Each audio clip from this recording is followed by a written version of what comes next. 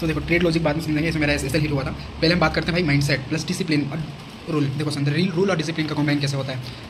Discipline मतलब rule को नहीं तोड़ना, रूल को हर हालत में फॉलो करना। मतलब समझो अगर तुम रूल को फॉलो कर रहे हो मतलब तुम बीच में एग्जिस्ट नहीं कर रहे हो, टीपी पे एग्जिस्ट हो रहा है, तुम्हारा एसएल पे एग्जिस्ट हो रहा है और तुम रैंडम ट्रेड नहीं ले रहे हो, अपना सेटअप पर ही ट्रेड ले रहे हो और तुम्हारा एसएल हिट होने के बाद तुम्हारा जो ट्रेड लिमिट है एक दिन का 2 ही ट्रेड, तो तुम ओवर ट्रेड नहीं ले रहे हो, 2 ही ट्रेड ले रहे हो दिन का, लेकिन हाँ सेटअप दिखे तभी, रैंडम ट्रेड कोई भी नहीं। और ट्रेड लिमिट में जैसे मान लो तुम्हारा एक में एसएल हिट हुआ, दूसरे में भी एसएल हिट हुआ, पहला सेटअप पे ट्रेड लिया एसएल हिट हुआ, लॉस हो कोई बात नहीं, दूसरा ट्रेड भी लिया एसएल हिट हुआ कोई बात नहीं। अब बात है यहाँ पे देखो थर्ड सेटअप तुमको दिख रहा है, थर्ड सेटअप गोल्डन सेटअप भी दिख रहा है तुमको, बोलो ये साला गोल्डन सेटअप इसमें ट्रेड ले लेना।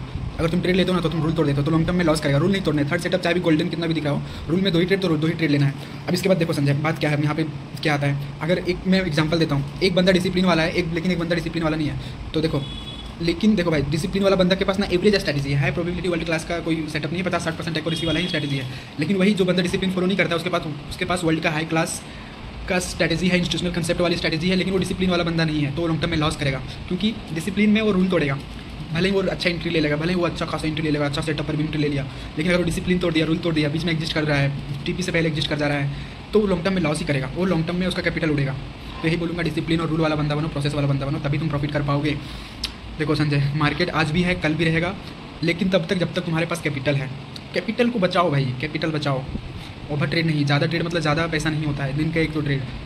क्या पता किसी दिन तुम्हारा सेटअप नहीं बन रहा हो, मार्केट हमेशा एक जैसा नहीं होता है, कभी साइडवेज होता है, कभी चौपी होता है, कभी अच्छा खासा मूव देता है। तो जब तुम साइडवेज चौपी मार्केट में ओवर ट्रेड इवन ट्रेड करोगे, ज़्यादा ट्रेड करोगे तो तुम उस टाइम लॉस कर दोगे। इसीलिए यहाँ पे अपना रूल बहुत ज़्यादा मैटर करता है। रूल में 2 ही ट्रेड तो 2 ही ट्रेड, तो कल फिर से मार्केट अपॉर्चुनिटी देगा, कल का अपॉर्चुनिटी लेंगे, आज का अपॉर्चुनिटी मिस भी हो जाएगा तो चलेगा। मेरा रूल में था 2 ट्रेड तो 2 ही ट्रेड लिया बस। संजय बेहतरीन और खतरनाक सेटअप संजय, हर कॉइन में अगर दिमाग दौड़ाओगे ना संजय, खुद का मास्टर कर लोगे ना संजय ट्रेडिंग में, कसम से यार बहुत आगे निकलोगे, बहुत आगे जाओगे। तो देखो संजय अच्छा खासा ब्रेकआउट दिया, इधर अच्छा खासा ब्रेकआउट दिया, ठीक है, ब्रेकआउट दिया, तुम शांति बनाए रखता। मान लो तुम 27-28 तारीख को इधर एक्टिव हुआ, अच्छा खासा ब्रेकआउट दिया, तुम्हारा फर्स्ट ट्रेड इधर बन रहा था, मान लो तुम ये भी ट्रेड मिस कर दिया, ठीक है, ब्रेकआउट दिया रिटेस्ट पे फिर बाइंग आया, ठीक है, मान लो इधर एक ट्रेड तुम्हारा इधर बन रहा था फर्स्ट, इधर देखो लॉन्ग शॉर्ट कर रहा हूँ 1 मिनट लॉन्ग साइड। तो ये सेटअप पे इधर तुम्हारा ये लाइन पे एक सेटअप बन रहा था, यहाँ पे रिटेस्ट करके एक सेटअप यहाँ बन रहा था, ठीक है। हम जाएंगे अभी स्मॉल टाइम फ्रेम पे और ऐसे जस्ट इस लाइन के नीचे, ठीक है। देखो संजय बहुत अच्छा खासा मतलब देखो इधर भी तुम ट्रेड लिया था, ये ट्रेंड लाइन पे, इधर तुम ट्रेड लिया था, इधर बुक कर लिया था, फिर ये ट्रेंड लाइन पे आया, फिर नीचे आया, फिर ये ट्रेंड लाइन पे संजय ब्रेकआउट दिया, देख रहा है, ये ट्रेंड लाइन को ब्रेकआउट दिया, देखो अच्छा खासा सेटअप संजय, अच्छा 4 आवर का टाइम फ्रेम है संजय, 4 आवर टाइम फ्रेम पे ही ऐसा काम करता है। स्मॉल टाइम फ्रेम पे 15 मिनट 5 मिनट टाइम फ्रेम पे इतना अच्छा काम नहीं करेगा। तो देखो संजय ट्रेंड लाइन टकराया, नीचे टकराया, ये ट्रेंड लाइन पे यहाँ पे तुम ट्रेड लिया था, प्रॉफिट बुक भी किया था, मेरा प्रॉफिट बुक हुआ था। अब ब्रेकआउट दिया, फिर रिटेस्ट किया, मतलब ब्रेकआउट दिया ना भाई, पहले रिटेस्ट किया, फेक बाइंग कराया, फिर आके ले लिया एसएल। अब मतलब ये ट्रेंड लाइन अब सप्लाई जोन से अब डिमांड जोन बन गया, ठीक है। ये ट्रेंड लाइन पे 2 बार टकरा के ऊपर गया, देखो एक बार टकरा के ऊपर गया, फिर से आया, फिर अच्छा खासा टकरा के ऊपर गया, तुम्हारा यहाँ भी ट्रेड बन रहा था, चलो यहाँ नहीं लिया कोई बात नहीं। अब यहाँ पे देखो भाई एक स्ट्रक्चर ब्रेक किया, अब ये हायर हाई बना दिया, इधर लोअर लो लोअर लो का फॉर्मेशन नहीं दिया, हायर हाई में बना दिया 4 आवर टाइम फ्रेम पे। क्योंकि देखो हायर टाइम फ्रेम जितना ज़्यादा तुम हाई टाइम फ्रेम पे यूज़ करोगे उतना ज़्यादा प्रॉफिटेबल रहोगे और उतना ज़्यादा फेक नॉइज मतलब फेक ट्रैप में कम फंसोगे। तो देखो ब्रेकआउट दिया, ये लाइन को ब्रेकआउट दिया, अब यही लाइन पे रिटेस्ट करके मार्केट रैली किया है। तो चलो 1 आवर टाइम फ्रेम पे जाते हैं। अब देखो संजय सिर्फ यहीं पे ट्रेड नहीं बन रहा था, फिर से ट्रेड बन रहा था, देखो 1 आवर टाइम फ्रेम पे भी अच्छा खासा क्लियर समझ आएगा, 5 मिनट टाइम फ्रेम पे उतना कमी मतलब समझ आएगा आने वाला है। तो 1 मिनट 1 आवर टाइम फ्रेम पे आने देते हैं, क्या हुआ आ जाओ भाई, 1 मिनट वेट करते हैं। तो ये आ गया 1 आवर का टाइम फ्रेम, ये 1 आवर टाइम फ्रेम के चार्ट है, फिर 4 आवर से 1 आवर पे आया। देखो इधर रिटेस्ट पे तुम्हारा देखो, हाँ इस पे ब्रेकआउट पे हायर हाई को ब्रेक मतलब लोअर लो नहीं बनाया, हायर हाई बना दिया, रिटेस्ट पे तुम्हारा एंट्री कर रहा था प्योर प्राइस एक्शन।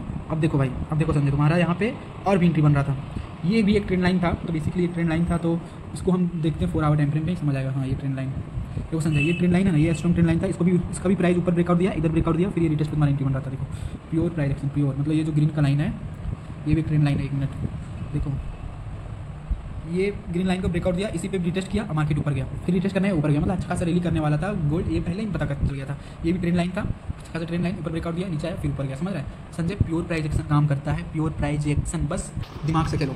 तो ये 1 आवर टाइम फ्रेम का चार्ट है, तो 1 आवर टाइम फ्रेम का तो समझ गए। हम थोड़ा 5 मिनट टाइम फ्रेम, अगर हमको 5 मिनट टाइम फ्रेम पे एंट्री लेना था तो हम कैसे लेते हैं, देखो इधर आ जाते हैं। मार्केट देखा संजय हर बार मतलब मार्केट अपट्रेड में है। देखो यहाँ पे तो आया था, हाँ यहाँ पे सीधा बाइंग हुआ है 5 मिनट टाइम फ्रेम पे आके बुलिश कैंडल का, मतलब सेम वही लाइन पे बाइंग करना है, ठीक है। 1 आवर टाइम फ्रेम पे जो लाइन बन रहा है 5 मिनट टाइम फ्रेम पे भी वही लाइन पे बाइंग करना है, मतलब सीधा सिंपल बात बताऊंगा संजय। 1 आवर 4 आवर पे लाइन ड्रॉ करो और प्राइस को वहाँ पे आने दो, तभी बाइंग करना है, तभी सेलिंग करना है। फिर 5 मिनट टाइम फ्रेम पे आओ ना, फिर 15 मिनट टाइम फ्रेम पे आके एंट्री लो ना, कोई दिक्कत नहीं है। मतलब 1 आवर 4 आवर टाइम फ्रेम पे लाइन ड्रॉ करो, ड्रॉइंग करो, फिर स्मॉल टाइम फ्रेम पे एंट्री लो सीधा। 1 आवर 4 आवर पे सपोर्ट रेजिस्टेंस ट्रेंड लाइन और एफवीसी तुम ड्रॉ करो, 5 मिनट 15 मिनट का इग्नोर करो, ठीक है। 1 hour 4 hour daily time frame पे लाइन ड्रॉ करो और 5 मिनट टाइम फ्रेम पे एंट्री फाइंड करो। इसके बीच में एंट्री नहीं लेना है, कहीं भी रैंडम ट्रेड नहीं लेना है। तो देखो भाई 1 आवर टाइम फ्रेम पे 4 आवर टाइम फ्रेम पे ट्रेंड लाइन आना, ब्रेकआउट दिया, रिटेस्ट करके ऊपर गया, यहाँ पे एंट्री बना था और अच्छा खासा, इतना अच्छा खासा बाइंग हुआ।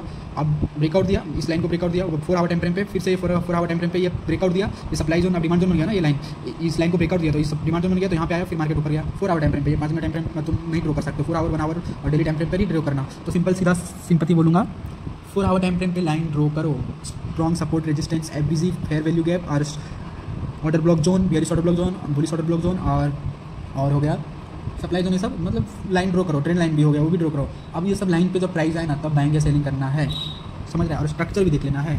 तो प्योर प्राइस एक्शन काम करता है समझे, बस तुमको फॉलो करना है। अब हम चलो यहाँ पे लॉजिकल कुछ बात करते हैं। देखो भाई एक मिनट, देखो भाई कभी भी मैन्युअली खुद से एग्जिस्ट करना ही करना है, मतलब या तो टीपी भाई रूल को मत तोड़ो, ये सब मेरा रूल है, ये सब फॉलो करना है, सब जितना भी लिखा हूँ, मतलब मैन्युअली एग्जिस्ट नहीं करना है। मार्केट को हमेशा बाहर करने दो, या तो टीपी पे एग्जिस्ट करेगा मार्केट, या तो एसएल पे एग्जिस्ट करेगा। इसे तोड़ेगा तो रूल तोड़ेगा ना, समझे, तुम्हारा जाएगा।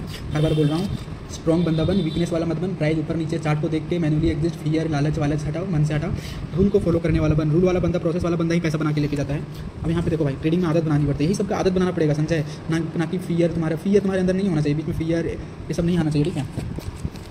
देखो एसएल हिट होने पर ओवर ट्रेड या रिवेंज ट्रेड नहीं, मतलब देखा है नेक्स्ट सेटअप का वेट करना है। एसएल हिट नेक्स्ट सेटअप का वेट, यहाँ पे लिखा है नेक्स्ट सेटअप का वेट करो, नेक्स्ट सेटअप का वेट होगा। अभी रूल में अगर एक सेटअप है तो एक ट्रेड है, तब सेटअप का वेट करना है। लेकिन अगर रूल तुम्हारा बोल रहा है नहीं, रूल में था 2 ट्रेड, तो अब रूल से बाहर नहीं जाना है, फिर नेक्स्ट सेटअप कितना भी गोल्डन सेटअप मिले तब ट्रेड नहीं लेना है। तो देख लो एसएल हिट सेटअप का वेट करो, ठीक है।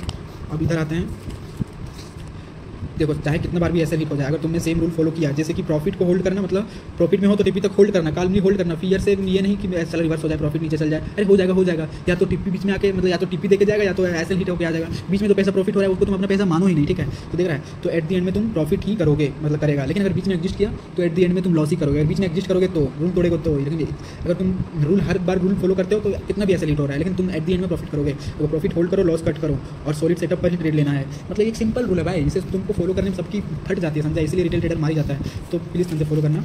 अब यहाँ पर तो SL hit revenge over trade random trade नहीं होना चाहिए। होल्ड प्रॉफिट, जब तक स्ट्रक्चर ब्रेक ना हो तब तक प्रॉफिट वाले ट्रेड को जल्दी कट मत करना। प्रॉफिट को ही भाई प्रॉफिट ही उल्टा करता है लोग यार। एसएल का टाइम जब रहता है ना भाई, एसएल में जाता है तब लोग नहीं कट करता है, लेकिन प्रॉफिट में जाता है तब लोग कट कर लेता है, समझ रहे हैं। ट्रेडिंग में लॉस होने के बाद भी हैप्पी रहो, और हैप्पी रहना जरूरी है, क्योंकि लॉस एक पार्ट ऑफ गेम है ट्रेडिंग का। बिना लॉस का कोई भी कंसिस्टेंट प्रॉफिट नहीं बना सकता है। अगर तुम एसएल के बाद या गुस्सा या रिवेंज मोड में चला गया तो और लॉस होगा, मतलब समझ रहे हैं। यहाँ पे सीखने वाला बात ये है, प्रॉफिट के टाइम हैप्पी रहना सीखो, क्योंकि भाई ट्रेडिंग है ना भाई, मतलब सॉरी लॉस के टाइम भी हैप्पी रहना सीखो। ट्रेडिंग में भाई लॉस पार्ट ऑफ गेम है, और वो लॉस तुम्हारा पैसा समझो मार्केट में गया वो आ जाएगा, लेकिन लॉस के बाद ओवर ट्रेडिंग रिवर्स ट्रेडिंग मत करना भाई, मारा जाएगा।